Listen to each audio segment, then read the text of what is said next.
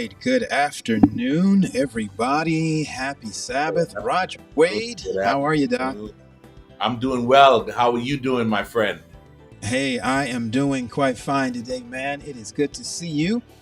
Man, this summer has been something else. Everybody's been on the road here and there and back and forth, and we know you are always on the road, Pastor Wade, but we are um, glad to see you in place. But it's our brother, our colleague that is on the road this go round. Yeah. Yes. He has taken an opportunity to do ministry in another direction, in another way. And so, unfortunately, he will not be with us today, but we are just glad that he is praying for us. He sent us a text just before we went on. And so we thank him and we're praying for him where he's at as he's ministering. Absolutely. I got word that he is actually in South Georgia today in some of my old stomping grounds, doing a crusade, a week of prayer, evangelistic meeting at a church that I used to pastor. So, Berean, and there in Brunswick, Georgia, we send a shout out to you and praying that the Holy Spirit will do a powerful work in what's going on there. Listen, if you are just joining us, I see some folk in the chat, Pastor Wade, that we want to recognize today. Who do we see that has joined us so far? I'm gonna start at the bottom. I see here at the bottom of my screen Jennifer Sharon from the Chattanooga area. So we welcome her and thank you for being a part of Pastors Roundtable. I see Tammy Jamar also from the Chattanooga area. We have Myra Harris from the Bronx, What? New York. All right. I see Rosie and Etienne has joined us. I saw Pastor Justin Stepp, who has joined us at the very beginning. Colleen Moody, Carlene Sinclair, both of them joining us from Florida, from Port St. Lucie, and some undisclosed secret point in Florida, Sister Sinclair. Then Nadia Stewart is joining us all the way from the left coast in Pasadena, California. Good to have Nadia with us today. Yes, and we have Jay Head, who's with us, and Rosemont Just is also with us, and she shared it in French. I can't even speak it. Deja 4:16. So we give God praise for that. All right. I see Mama Bryant with us today, Vivian Bryant. She is our fearless South Florida Adventist Youth Federation leader. Good to have her with us. I see, Claremont. Carlene says that undisclosed secret place was Claremont, Florida. Andrew Brown, my cousin, is joining us from Berrien Springs, Michigan. Good to see you, Andy. Teresa Charles from Baltimore, and Aaron Smith. Good to have you as well. Listen, so Pastor Wade, last week, talk to us about last week, man. We almost barely kind of sort of got there for a hot minute last week. We struck the match. We struck the match, and the flame blew out.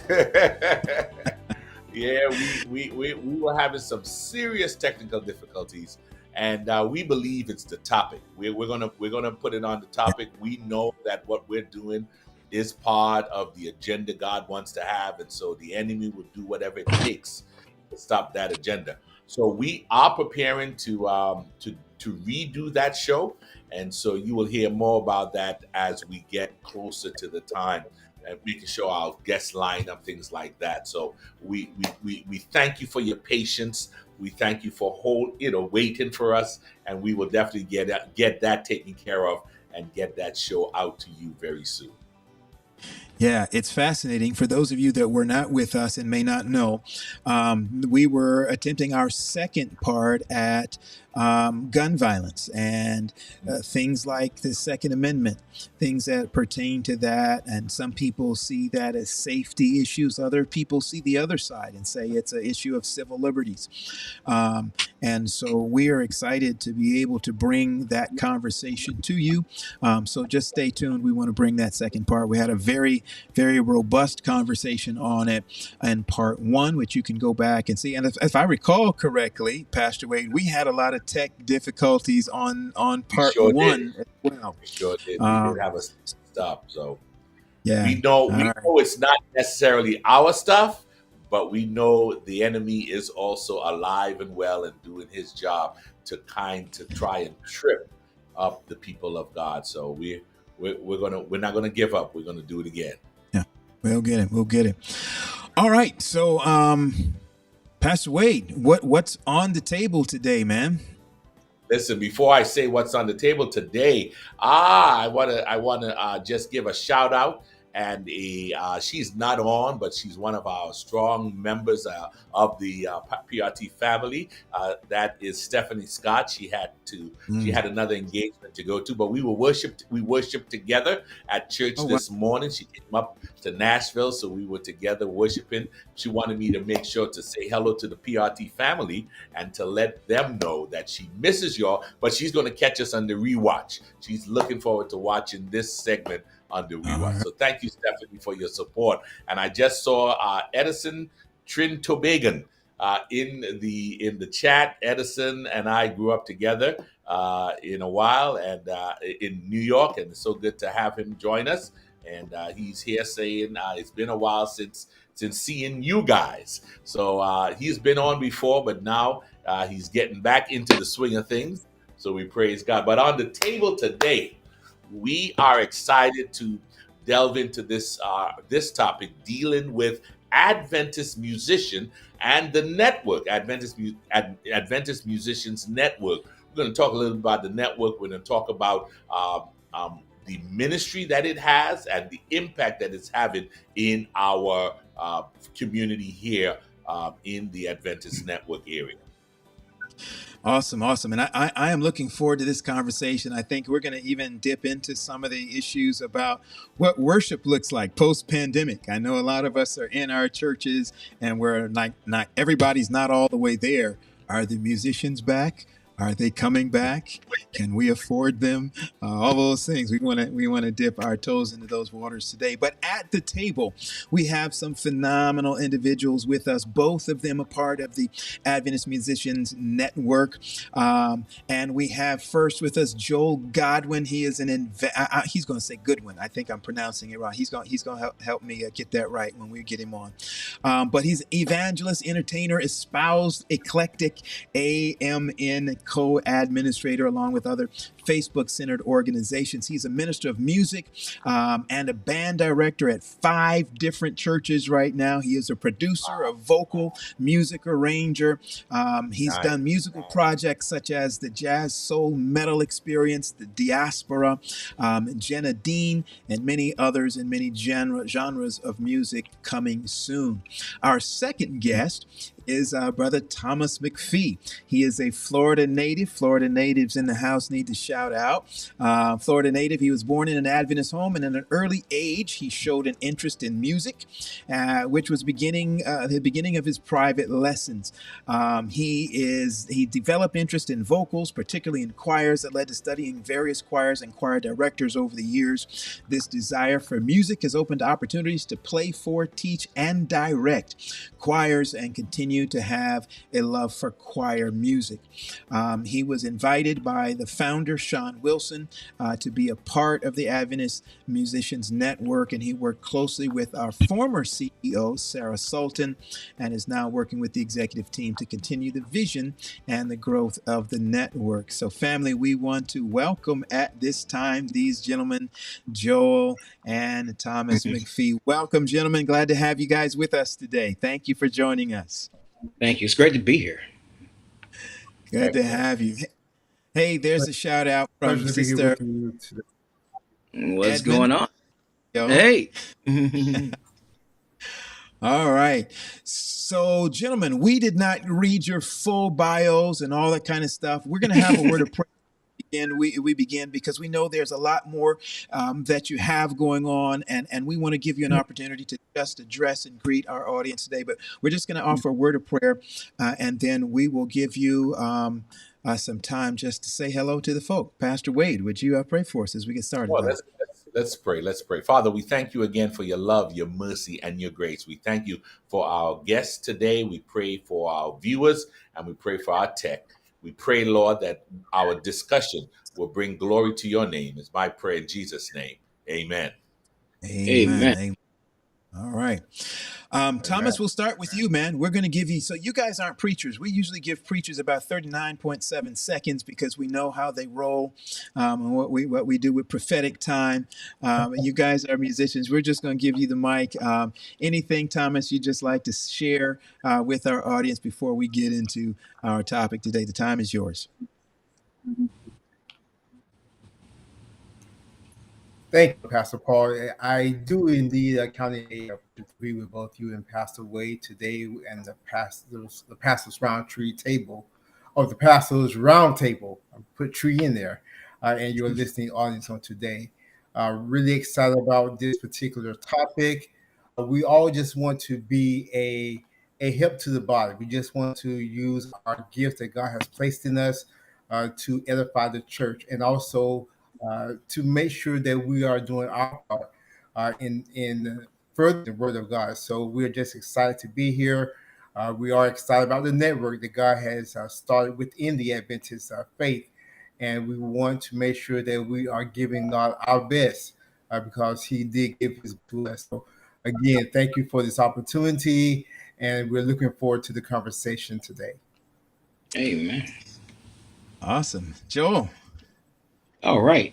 Um, well, first and foremost, I really appreciate you all having us on the program for sure. Um, it was hilarious. You all chuckled at this whole me saying that I'm the minister of music and the or band director at five churches. That is a true and living Wow. statement. It's a Mercy. lot going on. Part of that happened because of the pandemic, and I guess we'll kind of delve into that later.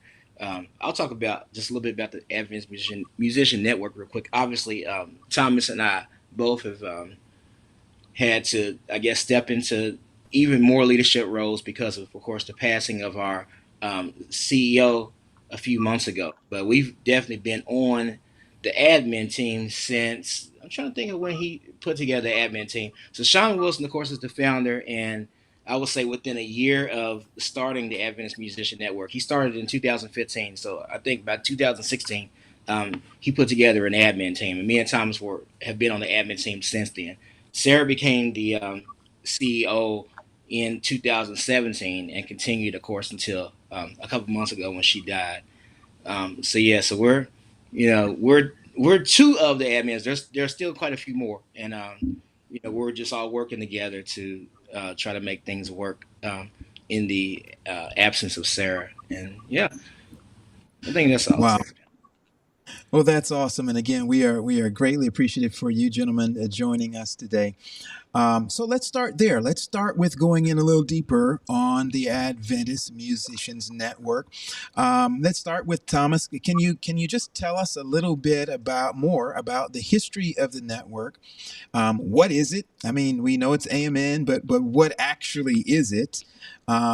When was it created? We just heard it was around 2015. And what were the original objectives? What were the objectives of the group? So a little bit about the history. What is it? What are some of the objectives? And Joel, feel free to hop in when you Hmm. feel moved.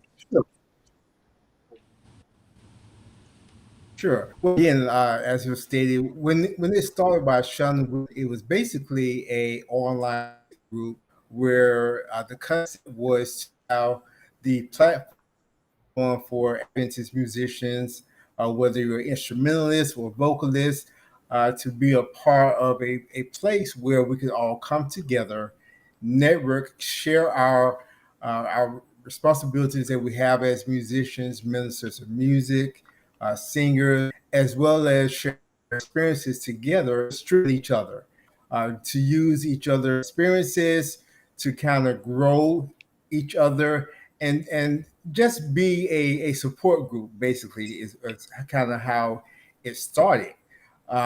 What happened was when it started on Facebook, it started to expand.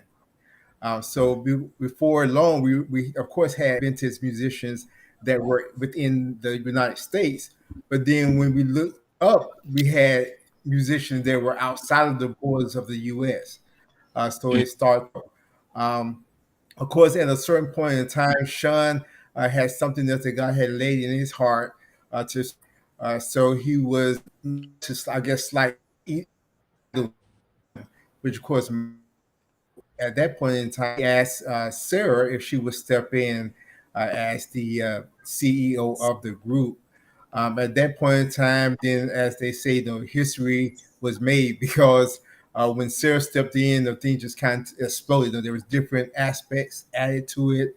There was different um, uh, individual brought into the network as within the states. Also, we had members that were coming in from outside of the country, which of course had already started with the Facebook group. But basically, what Sarah did was to take that Facebook and make it full blown ministry, uh, which is where we are today with the various programs that the network use. And then also, one of the very key components, even from the initial starting of the AMN family, was to make sure that we coupled the musicians and the pastors. That was one of the things that was very key. And to continue Sarah as well to make sure that there was a marriage with the music in the church and also the leadership as far as the pastoral leadership of the church as well. Mm-hmm. Yeah, Yeah. that's a very key relationship there. Pastors and Oh, absolutely. musicians and technicians. That's Oh yeah, yeah. that's We've had some AV people in the group too. There's a bunch of them in the group too. Yeah, I'll add we to got that. that for Right. And so I'll add to that and say that as far as target audience, Thomas already talked about just Adventist musicians. Another key component to the membership in the Facebook group, because like I said, it started as a Facebook group. And I think right before Sarah took over, we actually started a fan page. Um, so yeah, but yeah, so I would say it's basically anybody that operates within the Adventist church services, including non-Adventists, were invited to the group, and also people that were Adventist artists, so people that actually were professional singers and musicians that traveled around and doing stuff. So yeah, those people were also included in the network. I think the focus was definitely people that operate in church services. But yeah, like I said, those two groups, non-Adventists that also operate in church services, and also Adventist artists for sure. During the pandemic, like right when the pandemic started, I know Sarah and I and a few others, we had been talking about starting some shows, huh? and we never could.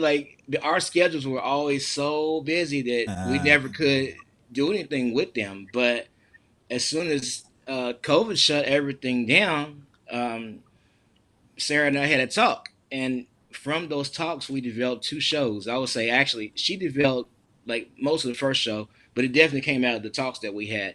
And that show is called AMN Live, and that show is actually we're actually doing it tonight. We just started that back up last month. AMN Live is a Saturday night show that highlights various Adventist artists, musicians, and even pastors that sing and do music. Like we have one coming on tonight, Hassani Tate, who will be on Ah, tonight. Yeah. yeah, So yeah. yeah, so Hey, that should be a lot of. y'all He's need to get actually Roger. I hear Roger sings. I'm just playing. I don't know. I all have right. Let's no go. Let's do it. I'm with don't do it. that. Don't do that. We'll shut this internet down. Yeah, but yeah, Sonny, he's real cool. He actually just moved. So of course I'm from Kentucky. Just moved to Kentucky, and he's the new Yeah. pastor at Magazine Street, Seventh Day Adventist Church. So we're working together very closely. I remember it seems like everybody was looking for information on him when he came to the church, and we discovered, of course, that he actually is a musician, multi instrumentalist, singer. He sings like all the time at church. So we're gonna talk to him about some of that tonight. But yeah, so like I said, so many Adventist artists, and we were trying to find ways to give them a platform. And of course, during the pandemic, especially when people weren't really doing much of anything, we decided to finally go ahead with these programs and just find ways to give Adventist musicians a platform to showcase, I guess, their music and even their plans for what's next. So that show have, like I said, Sarah developed that one, and then really, we still continue to talk and trying to figure out other ways to do the same thing. So the next thing that happened is after our talks, I was like, let's involve pastors. So we had literally One, we took an hour and developed a Wednesday afternoon show. Um, and I kind of did an outline, and I promise you, and that might have been like Sunday, on a Sunday. And when I tell you that Sarah took that thing and ran with it, I She did. mean, we literally had a show within 3 days. That like within 3 days it was Wednesday, and she she put a show together. Wow. So that show, which it'll be back on the air soon. This show actually, it's called Midday Service, and it's like Wednesday afternoon, like noon or whatever, like depending on your time zone, of course. Um, and this particular show features an Adventist artist singing a song, and then a pastor giving a devotion. It's like a half-hour show. So a pastor gives like a little mini sermon. So we've had like different Adventist pastors every week. So hopefully we'll start that one back up soon also. So, okay. But let me see if I So can synthesize what we've heard. So Adventist Musicians Network, we know it's start off as a Facebook group, Mm-hmm. but it's used as a support group for Adventist and Mm-hmm. church musicians, as Mm-hmm. well. You do various shows that help give some exposure to various Adventist musicians, an Mm-hmm. outlet. You do some stuff with pastors to try to develop and strengthen relationships between Yes. musicians and pastors. Did I leave anything out? Yeah, that's it. I think. Oh, I guess the other big thing is just to make sure that we've tried to work more closely with, I guess, conferences, and I Okay. know that we've even had discussions with the general conference, for a couple of things. There was a controversial letter that went out as far as what the music was going to be for the last general conference that we had, and especially a lot of black people, I would say, felt very left out. So we banded Hmm. together as a network, as the network admins, and drafted up a revision. Um, so we turned that revision in. I won't. They didn't use the revision per se, but from that they did revise their standards, to reach a compromise. Okay. So I All think right. that's one thing that we wanted to make sure of, is that we also try to have some kind of relationship with the conference. I think one of the key things that we wanted to do also with establishing that relationship was to actually be endorsed by the conference in some way. So we were Right. able to, if you look on our page, and especially when we start our shows, they say that we are, um, basically we have permission to use that Seventh Day Adventist name in our stuff, and that's something that we did because just to make sure that we didn't have any trouble with the conference, and also to start to build a relationship with them. Awesome. So it's so, like so you weren't trying to be. Go ahead, Raj. I wanted to find out. I heard about I heard how you got started 2015. What Mm-hmm. was happening before that Oh that man, that that helped us, that Mm. forced the hand to say, hey, I got to get this Facebook group started. yeah. I mean, So it's been around for a long time. I know we're going to delve into a little bit of that in one of the previous questions, but in a general sense, what was a musician doing prior to 2015 without the network? who knows? I tell you, there were a few Facebook groups that everybody was in, but nothing for musicians. There were a few, like there was a group called you're a Seven Day Adventist Win, and there's a group called Seven Day SDAs Only. Like there's quite a few Facebook groups, but they weren't really focused, so to speak. And I think that Adventist Musician Network was a way to actually focus on Adventist music. Now, Sean Wilson, who was the founder, he and I went to Oakwood at the same time, and we're like almost best friends even to this day. So I remember being in those, I guess, those inaugural talks about starting the group, like when he started, and it was just like, I mean, it just made such sense to do it because, like I said, there wasn't an outlet. There's even a few, I guess, they're kind of lightweight, but they're like maybe Pentecostal themed groups, Baptist themed groups, but definitely nothing for Adventists. And there's obviously so much musical talent within the Adventist churches. Like, why not um, censor these things and give a platform for Adventist artists to be heard, and especially something that centers on the Adventist message, so to speak. That's good stuff.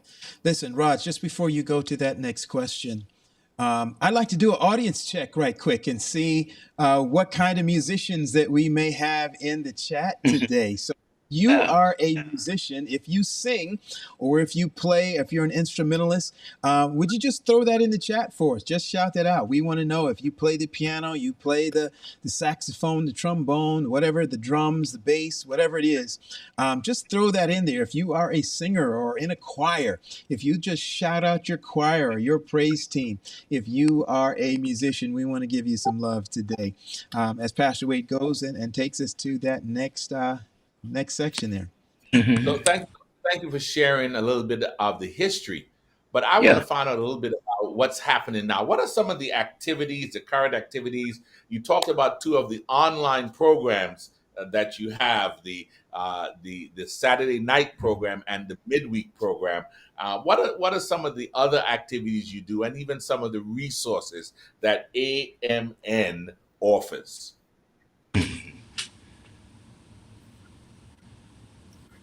Well, as of now, we are actually there. There's two key projects that we're actually involved in now. We are actually just started talking last month to start a mentoring program of sorts. So for up and coming musicians who may have questions about their art, their craft, how to develop it, how to take it to the next level, or how to even become a professional musician, we will have a mentoring program that will be rolling out here soon for musicians within, of course, Adventist network.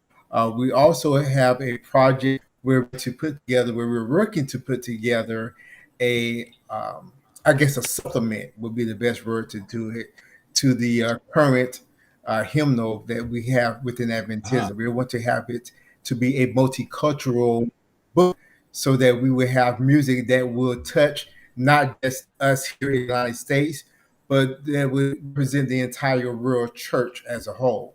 So we're working to trying to get that coordinated with GC as well, because we do want to make it clear that it's not to replace the hymnal in any way, but we want to offer it as a supplement music book so that where we are, where you go within the Adventism, that you would have music that represents all of the regions that is represented by the church.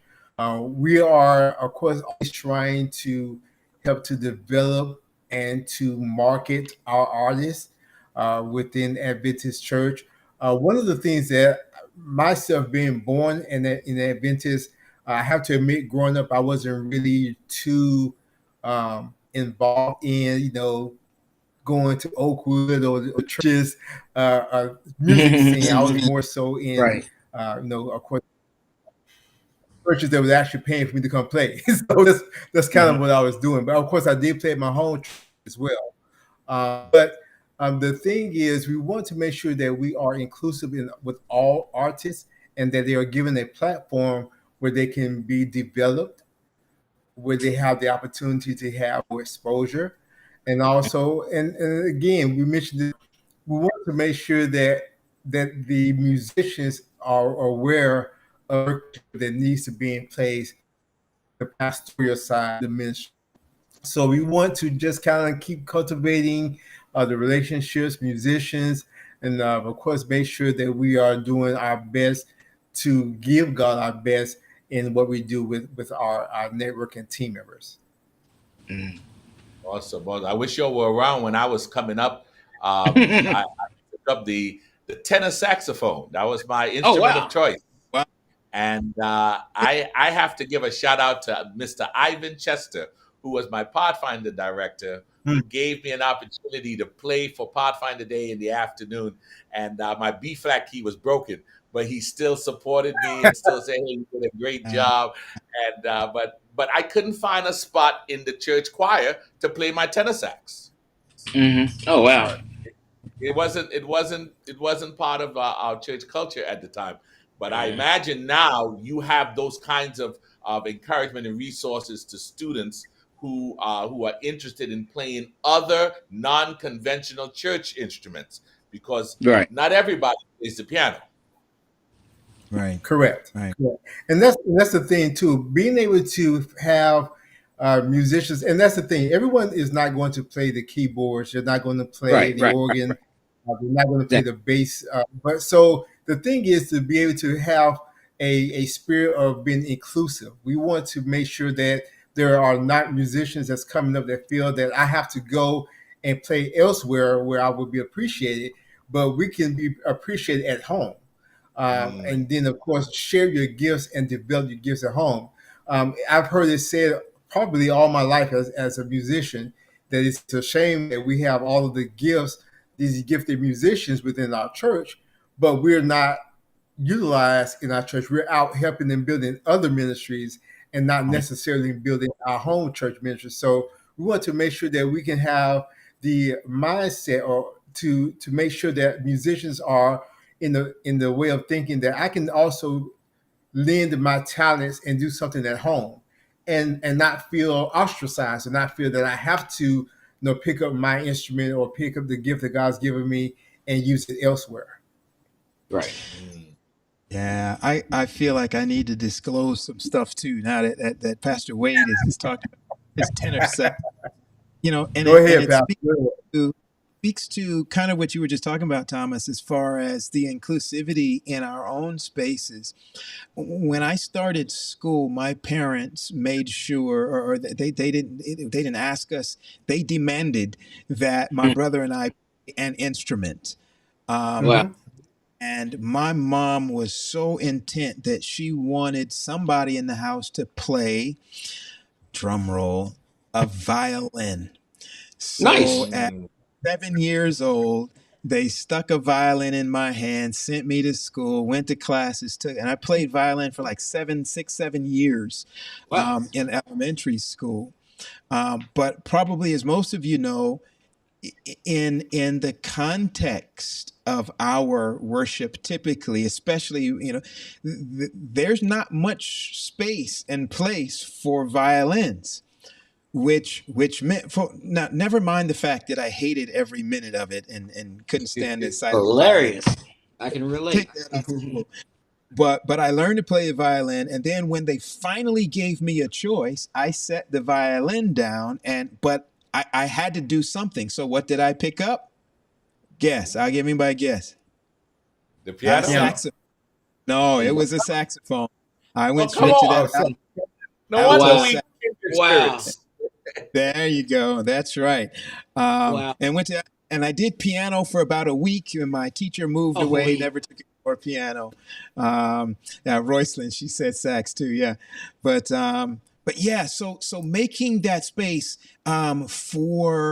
for musicians across the spectrum. I went to academy. That's somebody knows that's code for something.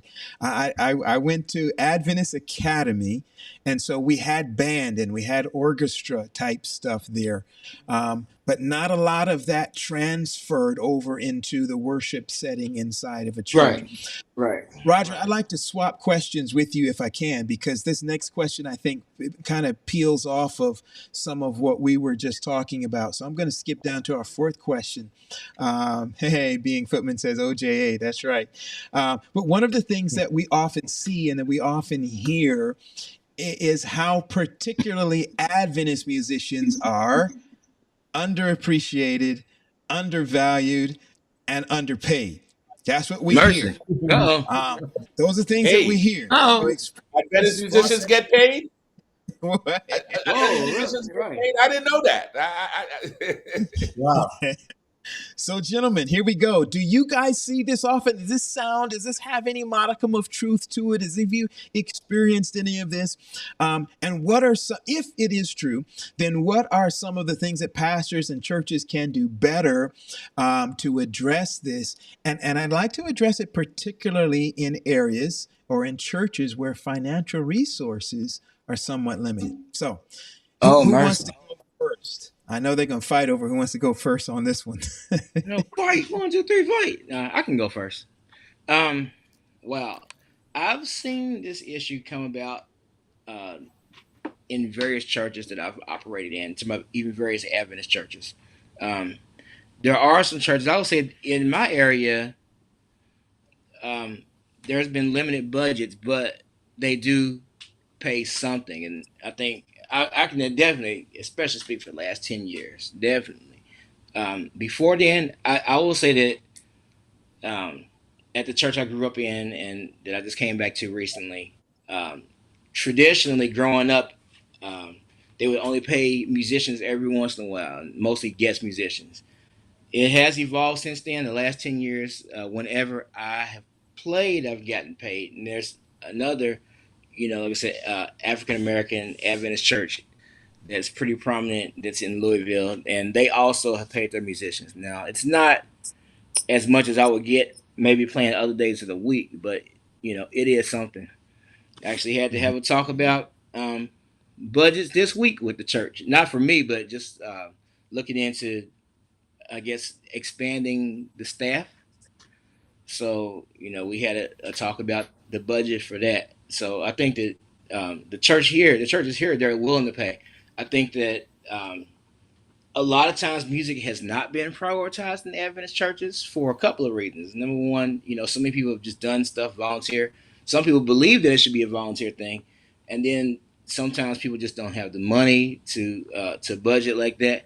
And then also because of the volunteer thing and just whatever other reason, many people do feel like music isn't as much of a priority as maybe some other things, may be it evangelism or preaching or whatever else.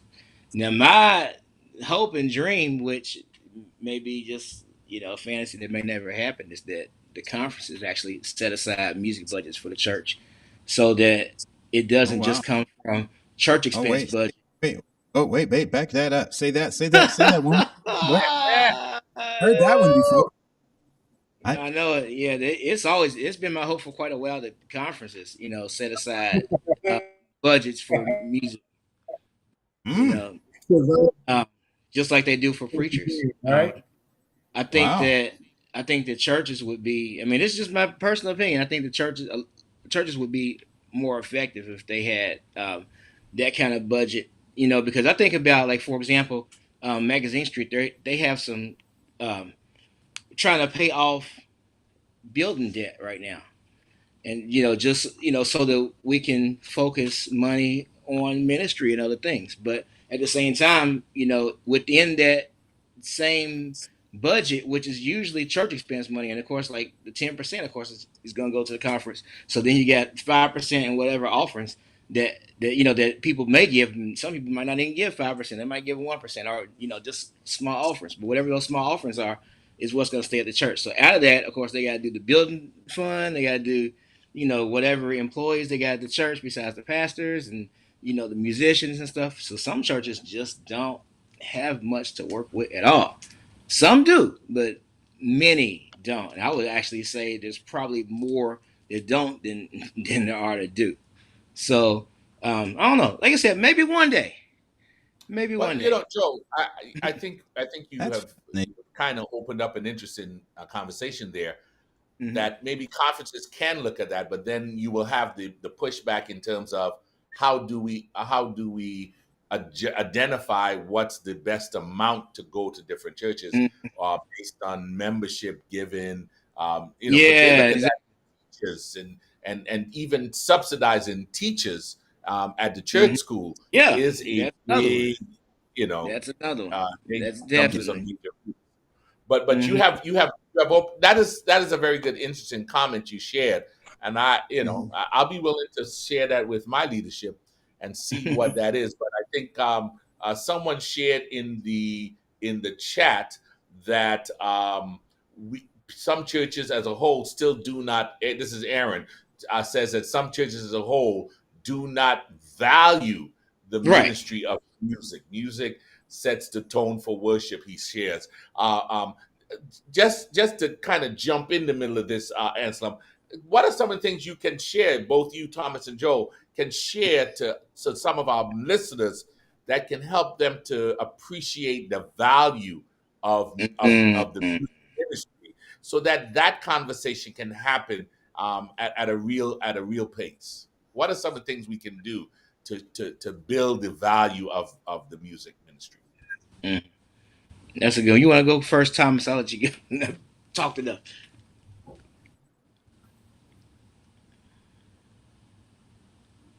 Yeah.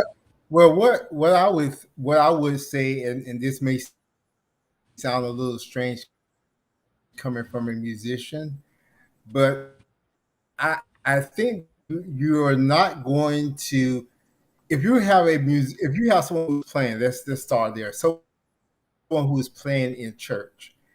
Um, and as a musician, I don't personally think that everyone that sits at an instrument and plays on that instrument is actually a musician. Mm. Right. So you're talking about paying someone as a musician. I'm thinking about someone who actually spends time developing their craft. Mm-hmm. Someone who is trying to who's doing their best, who's putting in the time, the effort to to improve upon what they're doing. So when they do sit at their instrument, no matter what it is, they are giving a excellent praise on their. So I don't think just because someone sits at a piano and or at an instrument and put their hands to the instrument is actually someone that should be getting any type of financial compensation. Mm-hmm. I often, as they do, when I first started playing for churches, if I could go back and give them some refunds for all the services that I messed up, that probably would be a good thing. But of course, that's not something that I can go back. I will go back and do it this time. But I think what has to happen, it has to be a reteaching, so to speak. In order Mm-hmm. to say that something has to be appreciated, you have to understand why it should be appreciated. Sad to say that we don't hear that a lot in churches. Right. You hear it more now in pockets, but you don't actually hear about the appreciation of the music in the church service, how it can help to enhance the service, sets the atmosphere. So I think we have to start at square one.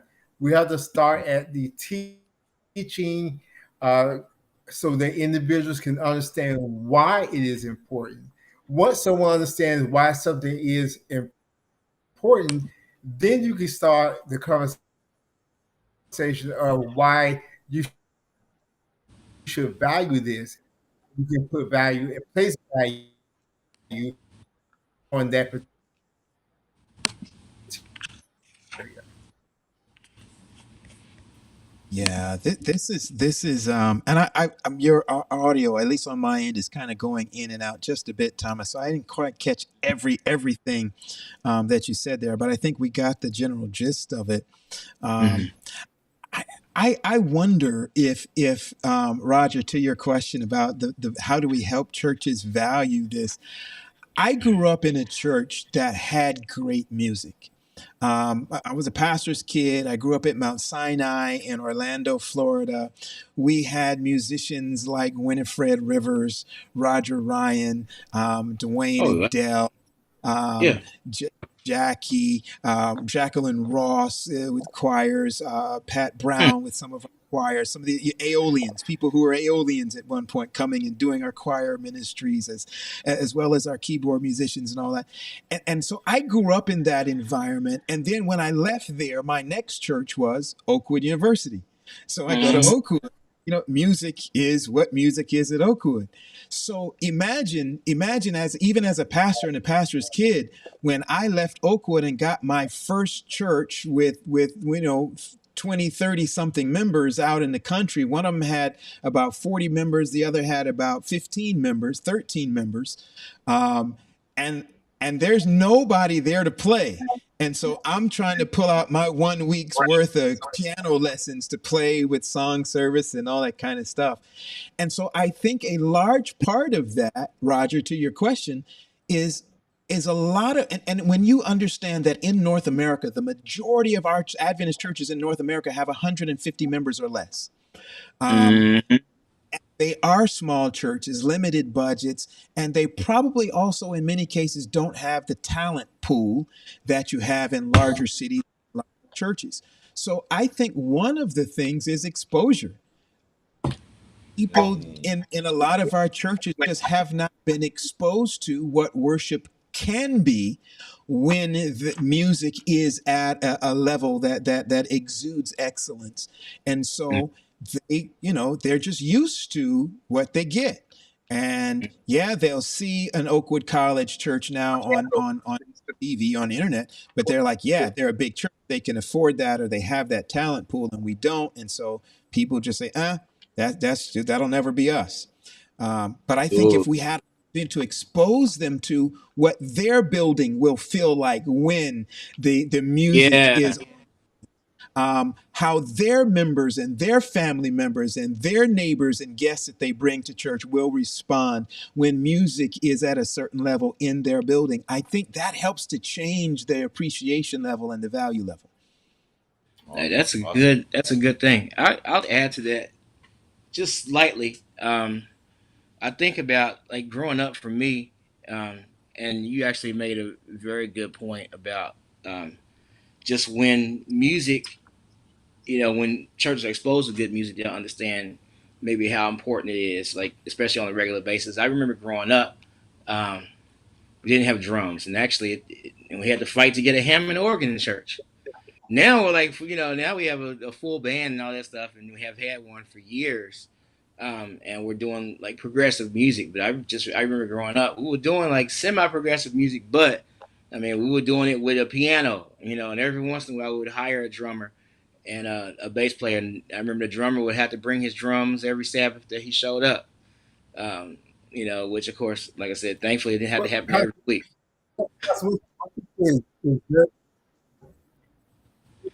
Uh, we were having some. Yeah, didn't quite hear that. Right. Well, I guess we'll get back to that. But yeah, that's just interesting. So yeah, like I said, with that church, like I said, the church we finally got a really cool music program with actual music staff. A lot of churches still to this day don't have that, and in fact, there are some churches where like progressive music programs are still frowned upon it within the Adventist church. And I'm sure we can all think of at least one or two Adventist churches that are actually predominantly black, where people are just like, no drum, we'll have a piano, we'll do. Um, so of course it speaks to diversity in the church, but it also speaks to some of the obstacles that have had to happen just to have a full band in some of the churches. As you were sharing there about types of music, I remember my father, who was one of the beginners of the steel band in the church in Trinidad and Tobago.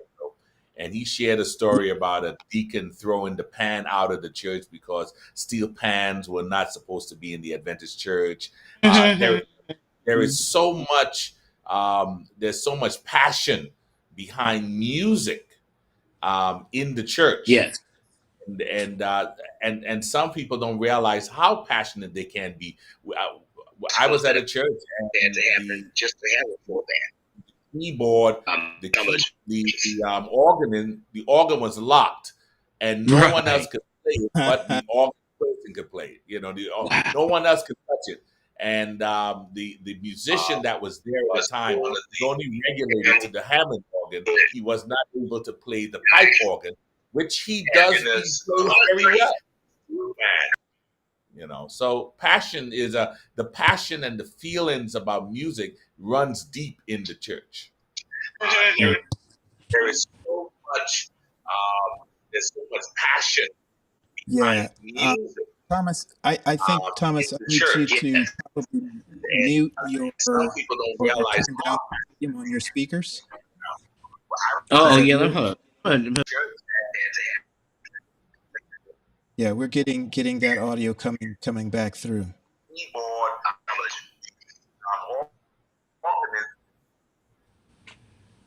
I put myself on mute just to make sure it wasn't me.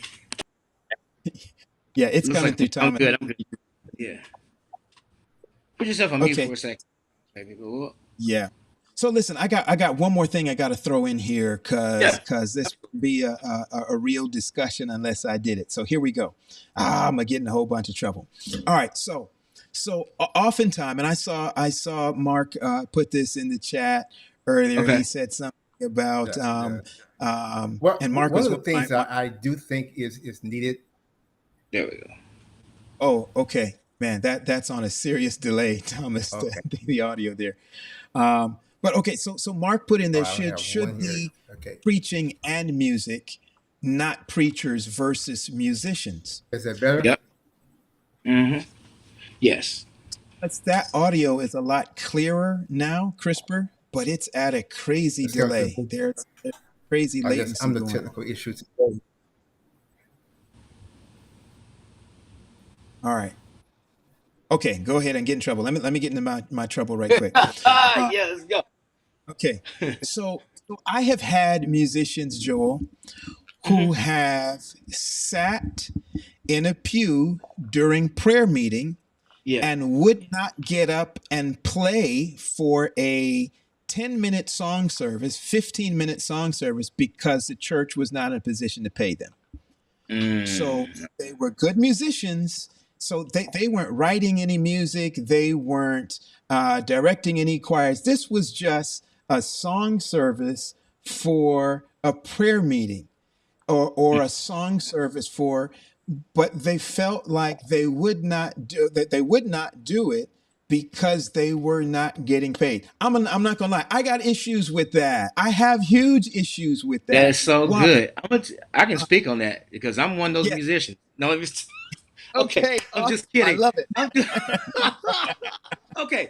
I'm semi kidding. I'll say this as a musician, and of course, I talked about how many churches I play for. Right. And I also do more than that too. Like I produce, of course. Sometimes I sing. Um, I have more of a bluesy rock type of voice, so I don't sing. I do sing in church a lot, but not as much as others do because I just don't have that type of voice. But I mean, I'm always doing music, so sometimes I literally just want to come to church and enjoy without everybody asking me to play. Okay. That's fair. That's fair. And sometimes, yeah. Oh, Go Go ahead. ahead.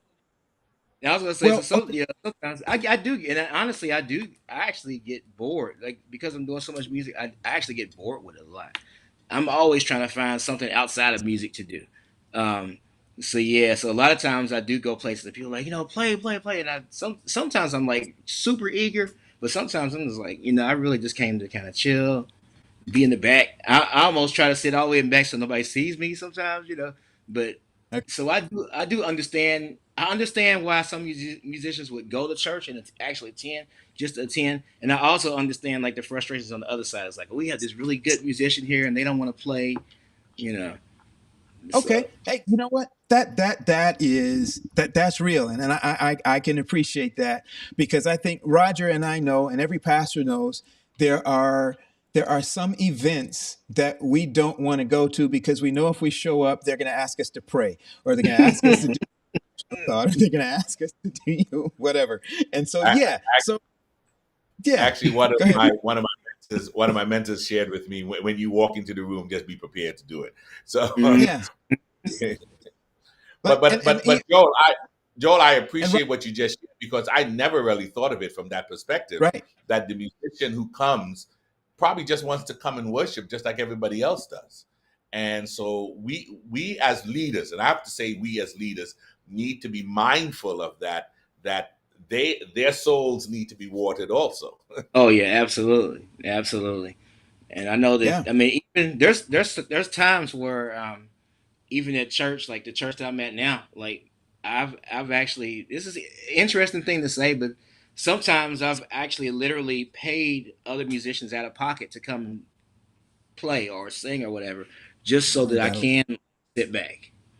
Mhm. You know. yeah. All right, I want to. I'm gonna kill a little time because I see Yeah, go for it. if Thomas can get back, and so I'm gonna kill it probably by killing my reputation with my musician friends. Uh-oh, Uh, let's go. so Let's do it. so here's I gotta stay. I'm gonna keep playing devil's advocate on the Okay. paying part, money part, Hmm. because has Yeah. always created a lot of tension, a lot. So I was seeing in the chat there are a lot of people who were making the point that weren't musicians, Levites, and Oh weren't yes. Levites paid out of the tithe, which goes right along with the thing that you brought up about the conference having a Hmm. budget to be able to disperse. And that Hmm. sounds great. I would love that. But here's the part that is often left out of that discussion, right? And maybe about 15 years ago, we started hearing this more prevalent that particularly in Adventist churches, we ought to pay these musicians because they are Levites and Levites were paid out of the tithe. Right. That's absolutely undeniably true that Levites were paid out of the tithe, et cetera, et cetera. Hmm. But here's the other part is that everybody who had anything to do with the worship service were Levites, and they were Hmm. paid out of the tithe as well. Hmm. So the brothers who were there cleaning up the altar after all those Right. burnt Exactly. offerings, Yep. they Hmm. were Levites and they were paid out of the tithe. Today, we would probably call them the deacons, the Hmm. people who were making the worship services flow and who were maybe standing at the door and ushering and Usher. telling people they were Levites and they were Right. paid out of the tithe. The person who's leading out in Sabbath school or teaching the lesson, they were Levites and they were paid out of the tithe. Whenever we have those discussions, we tend to leave all of those things out of that equation and just say, well, the musicians were Levites and they were paid out of the tithe, so the church Right. ought to pay.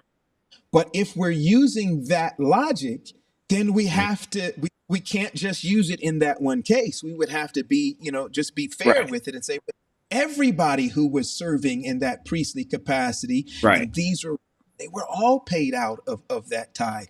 And Right. if that's what we're going to say, then we're back to that point of can my elders. I got elders who don't ask for a dime and who go and visit in people's homes and in prisons and nursing homes. I got deacons who will show up in the middle of the night to to fix a broken pipe or a toilet, and we don't pay them a dime. And there's a whole lot of things there Right. that, and Ooh, I got a I'm good just answer for this one. devil's advocate on that as Yeah. far as the investment of time and effort, energy and resources, and even expertise, professional expertise sometimes that go into all of these other volunteer positions. Somebody says, well, but what makes the musician a paid position and not any of these other positions? I have two words that will Oh, by the way, maybe can I that before question. can I get I need to throw one more in or Oh my yeah, go treasury on, staff. throw it in there, Doc. Go for it. Treasury staff. Treasury Hmm. staff that spends hours and hours counting money, paying bills, doing all that kind of stuff, hours when everybody else has left the church and all those things. Hmm. And a lot of churches do give a stipend to their Yeah, treasury they sure do. And I used to be on the staff. treasury. I used to be a treasurer Yeah. too, or on the treasury So staff. I didn't get paid how for it, but I how was do on we there. respond to those kinds of Wow. challenges to man, that person's not going to play, not going to sing unless we pay him? And I would actually I've been a deacon and I've been on the treasury, like counting money. So I've done both. I think I did both of those before I started like actually playing on a regular basis at church. So yeah, I would say that when it comes to Bible workers do be getting paid though. They Bible workers Yes, mostly, they do. yeah, a lot of them do. I'm not sure what happens in 2022, but I know that I've done some of that too, and we got paid. I guess like sometimes. Some people more than others. But yeah, so basically, I would say that when it comes to church service, there is a level of preparation and expectation from musicians that is only rivaled by preachers. Okay. I can be a janitor or I can be a usher, and it's not going to take as much preparation to get like things together. Like I'm not like the janitors meeting or the ushers meeting isn't going to be anywhere as nearly as strenuous as like learning songs, teaching songs, and having that level of excellence in worship service. Same with treasury. And like I said, I'm one that's done the deacon thing, I've done the treasurer thing, and I've done the music thing. And I would say, and I've even done the preaching thing. And I would All say right. that preaching and music, I think, like I said, there's a level of expectation, there's a level of preparation that just does not, that doesn't, I guess it just doesn't happen with the other things. Like there can be sometimes. So for example, it may be like a Sabbath where there may be some meetings or there may be some things going on. For example, there may be a huge conference or something, and then the deacons and the janitors have to like really do a lot of work. But like I said, on a regular basis, that those expectations and those preparations are only rivaled, in my opinion, by preaching. Okay. All right.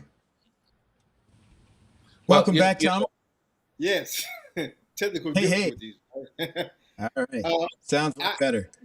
just jumping in on that question, Pastor Paul, and Joe touched on it. There's a certain amount of energy and preparation that goes into this. I've I guess fortunately or unfortunately have had this conversation with pastors over my time, and they kind of brought the same thing. If I pay you or give you any type of monetary gifts, I need to give it to my deacons. I need to give it to my elders. I need to give it to my all of the workers in the church. And and I had two responses for that. One, I said yes, you should. For one, that's one response.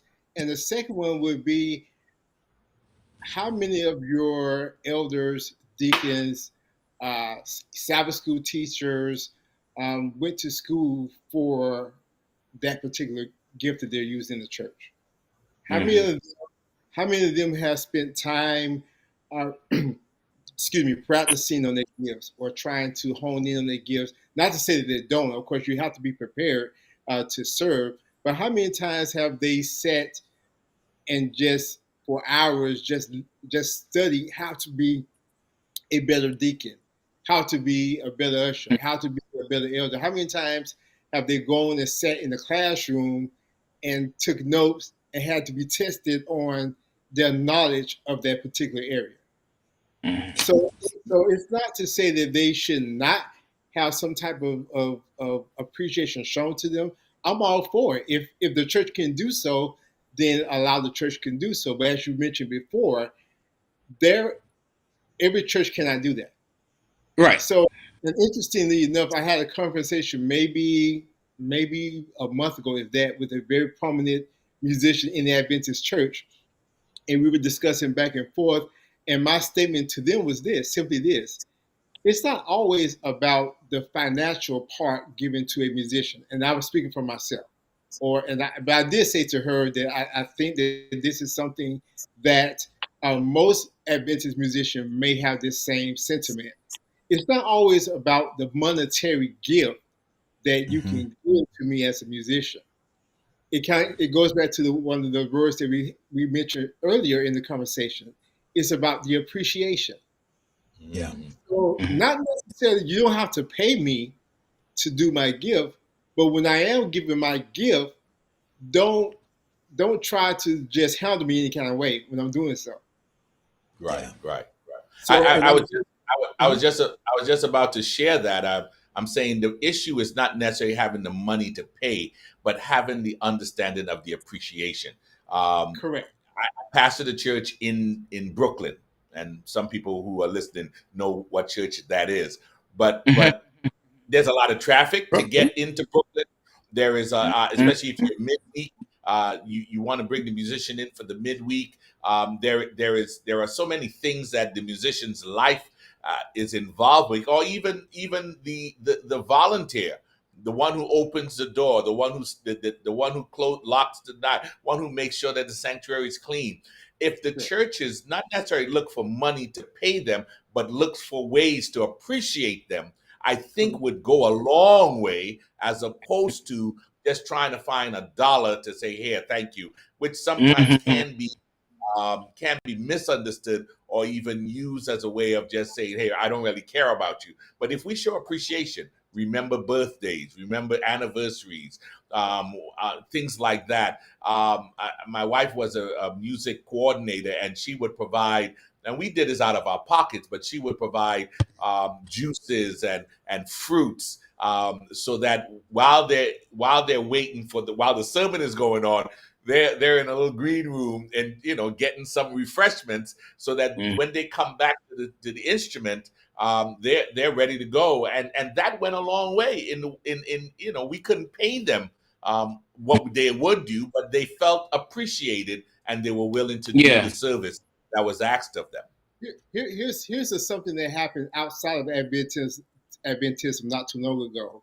A well-known pastor was getting up to speak, and as he stood up to speak, his musicians proceeded to walk off the platform. Oh, I know what you're talking about. Yeah.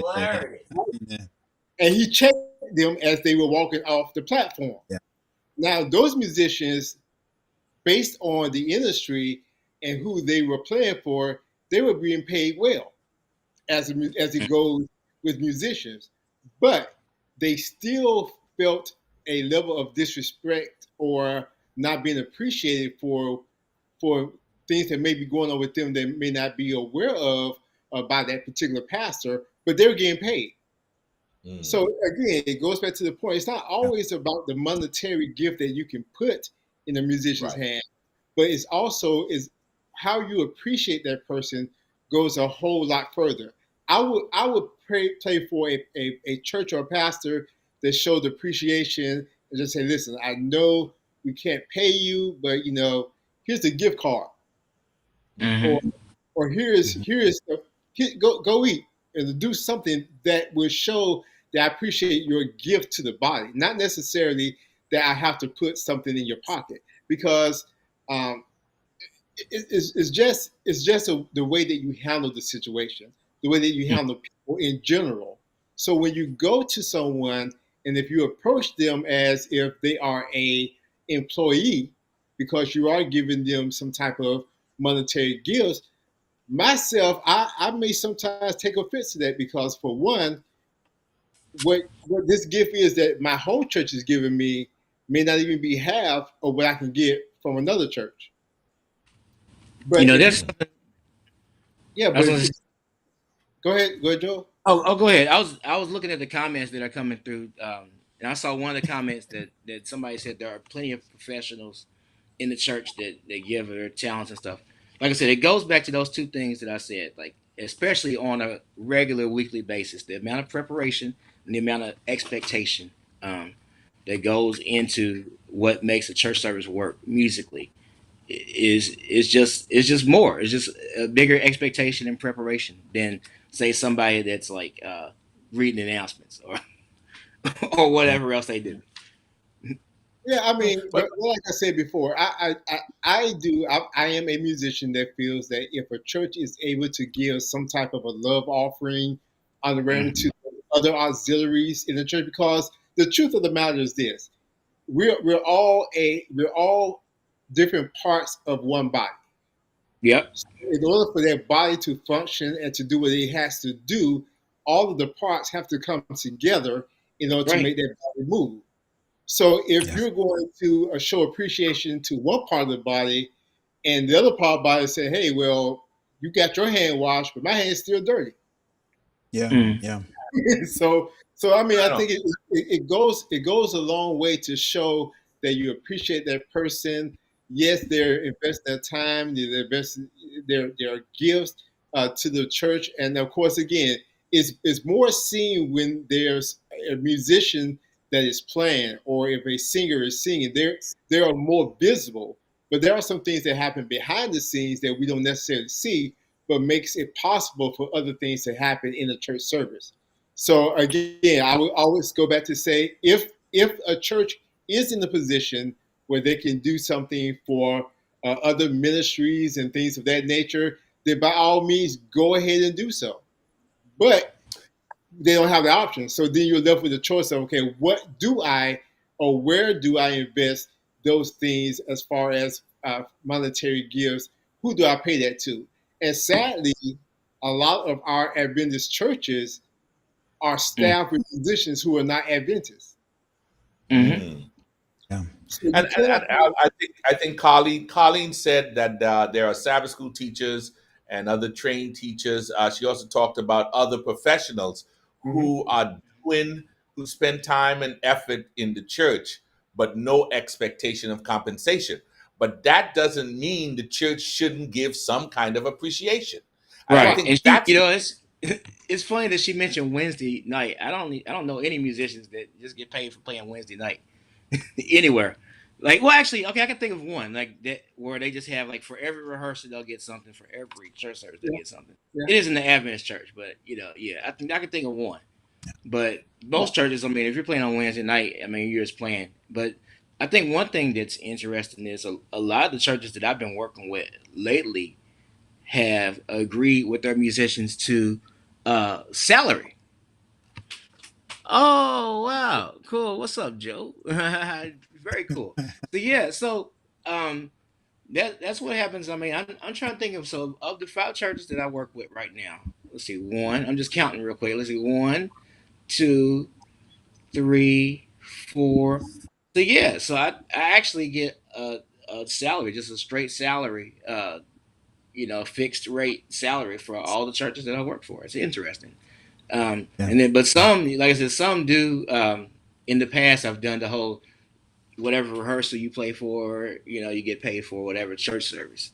So yeah, it's different. I think Yeah. for Sabbath school, I haven't seen like any one habitual Sabbath school teacher. Um, especially, I'm just trying to think of like, especially like teaching people to actually get out and do stuff. Like I said, I think looking into what actually does it take to play and I guess play on the Sabbath. Like what kind of preparation happens? Like what happens in a rehearsal? What role does each instrumentalist or each vocalist or each minister of music play? And figuring out what kind of compensation happens for that. It's an interesting thing. 'Cause I know there's even singers a lot of times that be like, we sing, and the minister of music is the only one that's getting paid, or the worship leader is the only one that's getting paid. Well, Um, I think it kind of goes back to something I was saying earlier. Probably got chopped up with my technical mhm. issues, but it goes back to your preparation. I don't think that just because you serve in a particular capacity that they warrant. Since we're speaking about musically, that there warrants a compensation for that. Right, Uh, exactly. yeah, so I think that you have to look at the quality of what you're getting, also the excellence and the spirit in which that person is working in. Hmm. So I think that it does take, and it goes back to understanding what it takes for that local church, because some people may think that I need a Joe Goodwin to be my musician, when in actuality you may just need a Thomas McPhee. Oh, So you whatever, may not. man. This Well, I mean, guy. but I'm saying, Yes. you have to be realistic in what you're looking for. Oh my goodness. You can't just go Right. out and say, I want the top shelf musician, and my church budget may be for someone that maybe the shelf or two below, and then we can work up to that, right? So I think you also have to be realistic in what what that local church needs, and how you are looking to invest into that. Because at the end of the Good day, question. you need to be a good steward of whatever funds that church have as the leader or the pastor of that church. Yeah. That's a Yeah. great point. Great point. But Listen, our there's. time is well Oh, go ahead. spent, gentlemen. And I want to get at least a couple of in on this. And we could have probably spent the entire discussion on Mhm. Right. this because it hits, I think it hits everybody in so many different unique ways.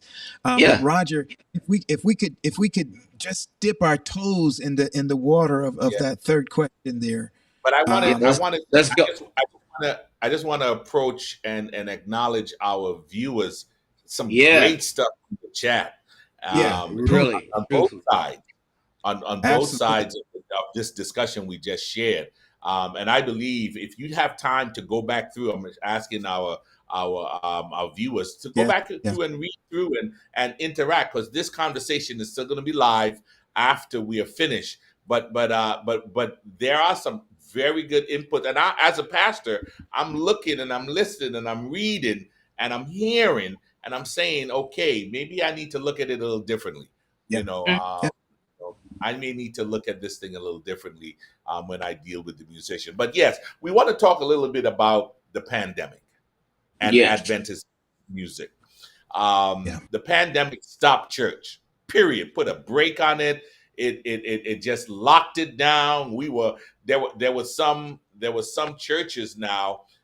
Their musician had to make the switch and be able to get equipment to play on the Zoom or and get ready to play in a That virtual space we were that just playing some of them videos, Raj. weren't ready for. You know what Dude, is that? you just brought up a very good point. Music instruments are expensive. Yeah. So is you know so is music, so are music lessons. Just to the point of the woman, God bless everybody that's been in the chat link. All these professional people do that. It's very rare that you have a professional that takes I guess that takes classes and goes to school to teach Sabbath school. It's just not gonna happen. Or It's start, just not gonna happen. those lessons as a child. Yeah. I'm gonna tell you why that's not necessarily fair. This is why it's not necessarily fair. One, Okay. we actually do have a lot of trained teachers who Yeah, are we do teaching have some. Sabbath, Yeah. right? Okay. And I'd say a lot. There are some. Let me say it like that. There are some who are trained teachers who are teaching Sabbath school. Mm-hmm. And the majority of our church musicians are not trained musicians. They're not. We have a lot of them, but in the rank and file churches that where I'm pastor, that 30-member church, that 15-member church, that 60, Yeah. 70-member church, I have no trained musicians. Nobody went to school to get a degree in music. That's not what's going on there. So Right. You just reminded me of something. One thing that I'm saying this, I think I've said this to Thomas before, but one thing that I talked to Sarah about, like when we, like before she passed, and just talking about, and then you were asking about Adventist Musician Network goals. I think one thing that we haven't touched on yet is trying to mentor churches and mentor church musicians and try to find programs so that more musicians can be raised up in Adventist churches. good, Um, awesome. yeah, like that's something that that's like one of my, I guess, dreams and goals for the future, like for sure. Yeah. So I mean, we'll talk about that some more. I know we're about to talk about the Yeah. pandemic. And Yeah. I'm sorry. Yeah. yeah, I know that's me too. That's my fault too. But we're gonna talk about the No. pandemic. Yeah. Go ahead, Raj. I'm sorry, man. No. So we had some musicians had to make the shift, the pivot, like many pastors. I've heard Yeah. pastors, and this is no shade on them. They could not deal with doing their preaching online because it wasn't what they were used to. Yeah. Was that the same for musicians in terms of having to transition to a virtual space, that it wasn't what they were used to? I mean, how problematic was it for musicians? Woo. It's still Yeah. problematic for musicians. I Go ahead, think- Thomas. I'm gonna let him answer Yeah. that. The biggest problem was, as it was mentioned earlier, was that we had churches that were shut down. So a lot of times, some of those churches that shut down, they also shut down the musicians. Now, there are some churches that when they went to the smaller online only church services, they would keep the musicians or had some select singers to come in. There were some churches that continued that as well. But there are some musicians that you would see and hear, hey, listen, man, I'm hurting. I mean, this pandemic is hurting me, and there are some musicians who were just strictly musicians. So that was their only source of income. So with that being the case, when the pandemic hit, that hit them right in the pocket.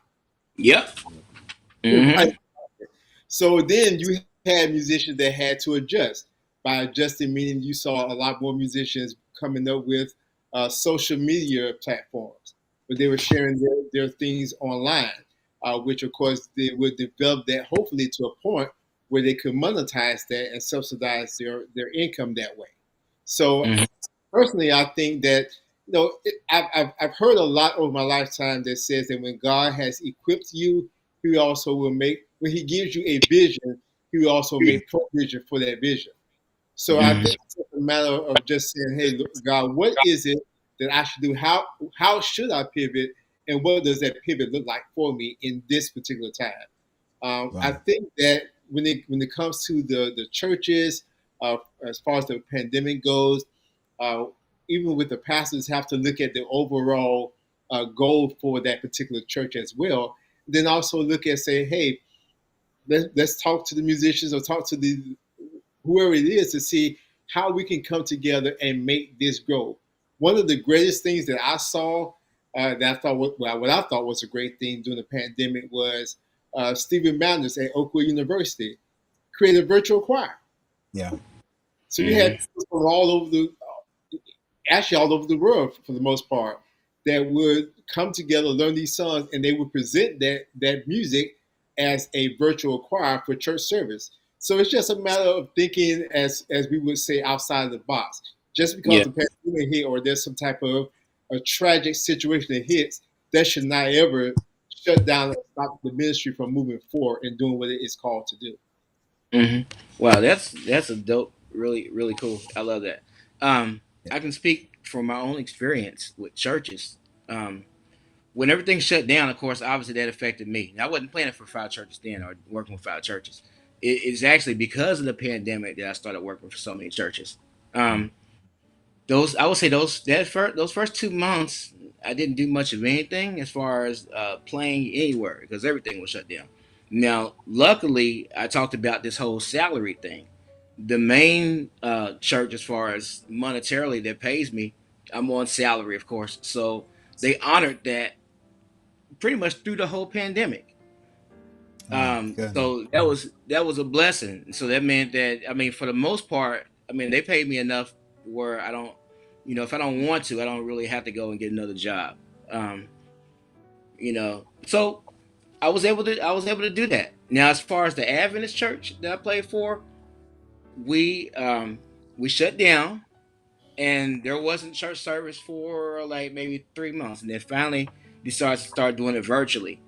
At that time, it's so funny because I actually had stepped down from the minister of music position 2 weeks before the pandemic happened. We got another minister of music, like, that stepped in, but she just felt the immediate pressure of doing the music, being the head of the music department was too much for her. So she called me up like, I can't do this. Like 2 weeks in, I can't do this. And then next week, church was already shut down. So I was like, whatever. So yeah, so I took it upon myself to go on and start doing music again for the church, and I'm still there now. But so I would record every week, or I would use some music I had already recorded and use that as music for the services. Now I will say that that whole 2 years that I did that, I wasn't paid like for the virtual services, and even when we started service back, I wasn't getting paid.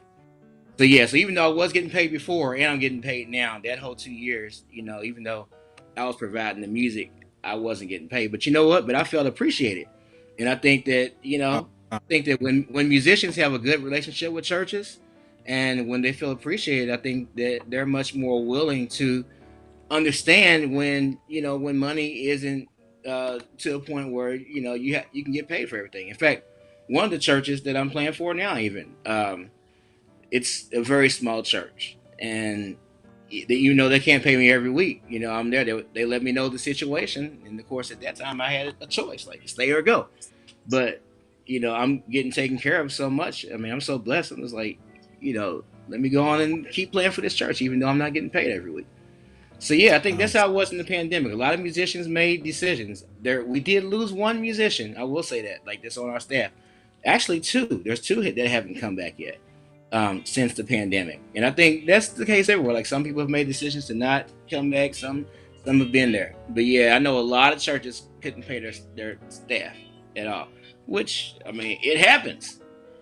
I would hope that musicians that are in music ministry actually do consider it ministry, and that because they consider it ministry, find ways to be involved in ministry that doesn't mean that you have to always take from the church that you give sometimes.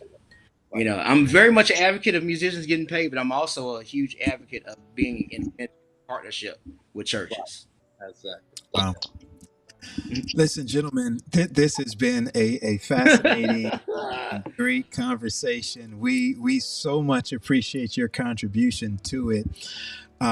We've got a lot of people on here who are watching, who are listening. Yeah. Some being exposed to Adventist Musicians Network for their very first time. Awesome. Some of them have joined late. They're going to have to go back and explore and find out a little bit more about it. But for those that are here, just before we let them go, what are some things that you might be able to share with them that might be some ways that they can help to support the mission and objectives of the Adventist Musician Network? Some of them might not even be musicians at all, and some of them might be. And by the way, before I let you guys answer, those of you that have joined late and did not get a chance to let us know whether you are a musician or not, we want to invite you to do that in the chat. So if you're a musician and you're a singer, if you're a keyboardist, if you're a guitarist, if you're a bassist, if you're a drummer, whatever it is that you are, if you just throw that in the chat, we'd love to know. And I don't care if you haven't played a flute since you were in third grade. We want to know. Throw that in there. We want to know all the different instruments that are out there. If you play more than one instrument, just drop that in the chat for us. But gentlemen, what can you share with our audience today, both musicians and non-musicians? How can they be a part of the Adventist Musicians Network? How can they support? What can they do to help make the Adventist Musicians Network even more a success than it has been already? Well, what I would say, first and foremost, is we do solicit and need your prayers for the ministry and what we do. That's the most important thing, so that whatever we find our hands to do, whatever God has gives to us to do, that we'll be able to do to His name, honor, and glory. We do for all musicians, and when we say musicians, we are looking for, we mean those who are instrumentalists, if you're a vocalist. At this point, even if you're just a pure lover of music, if you just have an interest in that, there is on Facebook page that we have, Adventist Musician Network. You can always go there and, of course, follow us on that page. We do also have a presence on YouTube as well. So we do need to have individuals who have also any input, because you don't necessarily have to be a musician to have good ideas for how to improve upon the music ministry. So if you do have any ideas or concepts, you can leave a message there on the Facebook page. If you want to send us an email with any suggestions or ideas, please feel free. That is also Adventist Musician Network at gmail.com. We solicit your suggestions. We do have some projects that's coming out. So there are different areas that we are looking for people with areas of expertise, of marketing, things of that nature. So if you have any expertise in that area or know anyone that could be an assistance to help grow this ministry, because we do want to make sure that we are doing this outside of the borders of just our within the States. We are an international group, so we want to serve the international community of Adventist musicians and the world church as a whole. So any of those areas that you feel, or if you just feel that there's something you can contribute that within this nonprofit organization, that you can be a part of that, feel free to reach out to us. We'll be more than happy to hear from you and to solicit your prayers again and your assistance. Yes. All right. And I'll add to that. Thomas talked about the Facebook page. We actually have two Facebook pages for Adventist Musician Network. The one that was highlighted already is the fan page. We ask everybody, no matter if you're a musician or not, that we ask everybody to like that page. And then also the YouTube page, we ask that you subscribe to that page. Also, like I said, on Facebook, there's two pages. So the other page is for, and I said this earlier, this page is for any one that is an Adventist musician, a singer, or anybody that's involved in the music department at Adventist churches, whether you're Adventist or not. But if you're an Adventist artist, someone that actually records music and performs music and stuff, we also invite you to join the group too. And it's the same as the fan page. It's all Adventist Musician Network International. So search those. Well, I have a request of the Adventist Musicians Network that I'm going to make live on the stream here. There are two of them. Somebody else actually kind of beat me to it. Aaron Smith says music scholarships are needed for young people.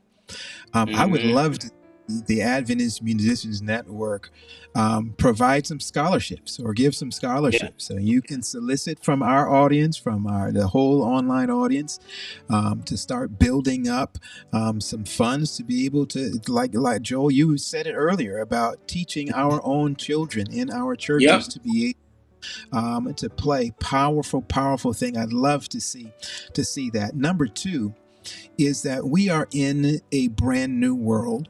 And those of us, particularly pastors and churches that have been a little bit more techie, we know that we cannot come online and just play music. Copyright infringement. That's such a good subject. As techie as I am, and as knowledgeable as I am about this, my church gets flagged almost every week on Facebook and YouTube for somebody playing something that we should not have been playing, that we didn't have a license to play.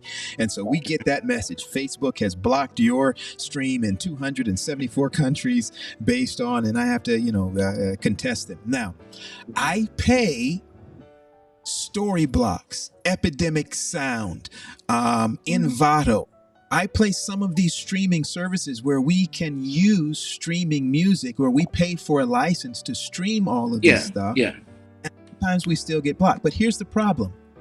On all of these commercial sites where you get libraries full of tons and tons of music, there is such a small, tiny offering of church music and of gospel music. There's almost like out there.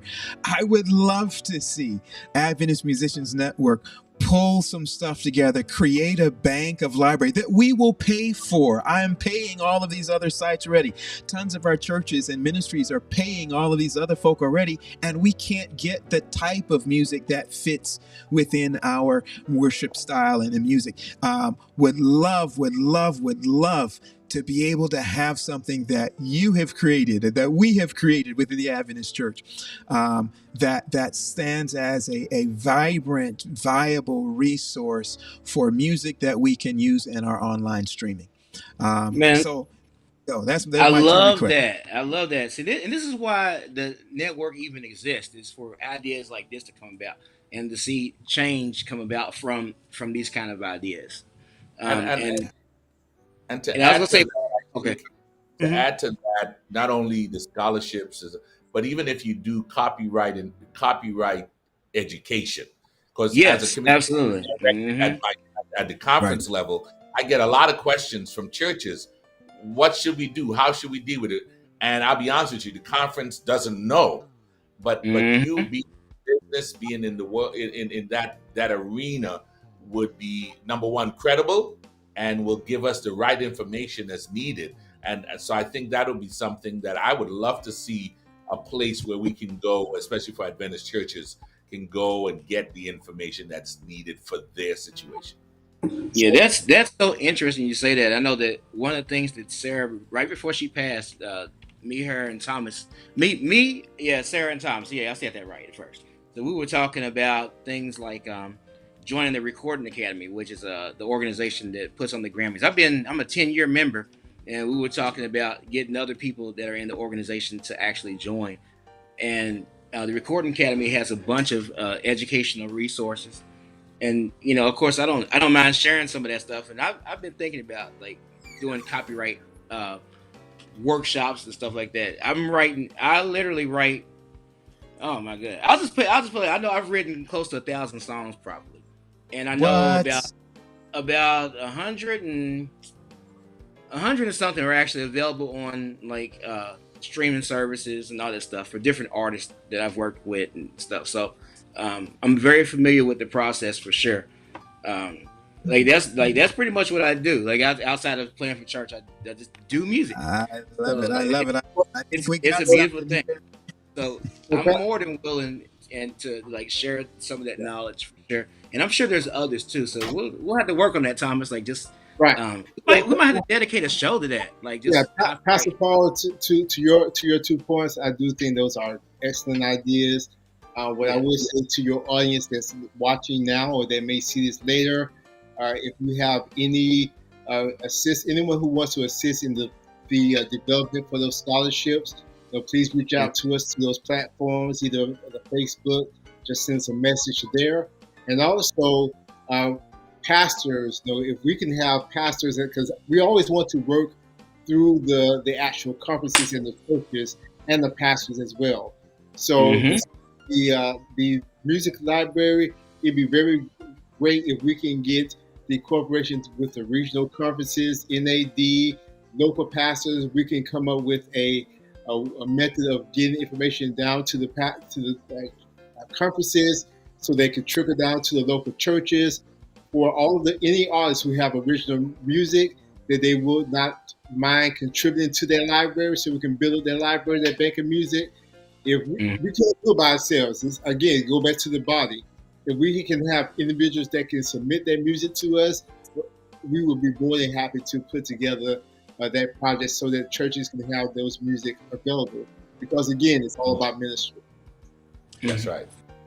Love it, love it, love it, love it, love it. Thank you again, gentlemen. We got to bounce. This is the latest we've ever gone, Raj. So yeah. Hey, we didn't even have a reset moment, but this was great. This was good conversation. We thank you for sharing about the Adventist Music Network. We do want to give a shout out, an appreciation actually to the CEO who sadly passed away.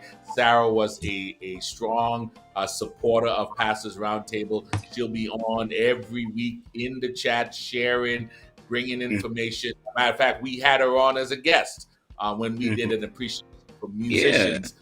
She was one of our guests. So we thank you, gentlemen, for continuing to carry the torch that she had, the passion she had for Adventist musicians and the music, just sacred music in general. And we pray that whatever we can do at PRT to support the network and support you individually, do not hesitate to ask, because we're part of the team. Beautiful. All right. Take us. Sorry, Tyrone. I got to hit that too. The CCLI licenses. Yes. I talked to those folks, and what they told me is you can buy our license, but you're still going to get flagged on Facebook and YouTube, depending on what studio the music comes out of. And if you do, good luck with that. That's what they told me. Their licenses, even though they have an internet and online license, they're saying basically our license really works for sheet music and stuff that you're using in the building. What the stuff that you're doing online, it's not going to get you stopped. It's not going to keep you from getting flagged. Now, I talked to them about a year ago. Things develop, I'm sure, over time, but that was my conversation with them. Yeah, a lot of it's so new, and honestly, it's very new for musicians. What's been happening for years is that so many musicians have been having their music streamed, whether it be on streaming platforms like Spotify and Apple Music, and they're getting pennies. I just remember a couple of famous examples. For example, Pharrell. I mean, didn't think I was be talking about Pharrell here, but I mean Pharrell with his song "Happy." I remember him literally saying that he got like $2,000 from like 1 billion streams of the song on Spotify.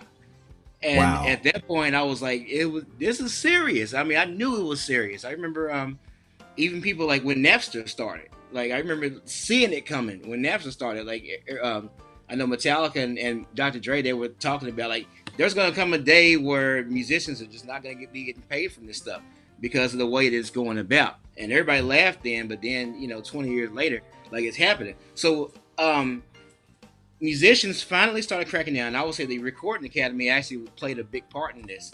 In fact, I actually literally met with a couple of senators in my state for the Recording Academy, and we talked about just trying to find ways. I think they signed into law. In fact, I believe it was Donald Trump that's signed into law, like a law about radio and also streaming, to be able to either collect royalties or flag people basically for content that is used. So, for example, if I write a song, and especially if it's done, if I go through one of those channels that isn't independent, then it's definitely a lot more likely. So, say for example, like a major label like Warner or a major label like Sony or whatever. If I license to any of those, and somebody uses my music without me giving permission, then that's going to automatically be flagged. And I think to your point earlier, there's so many different music companies out that you almost never know which ones are going to get flagged and which ones aren't. It just really depends.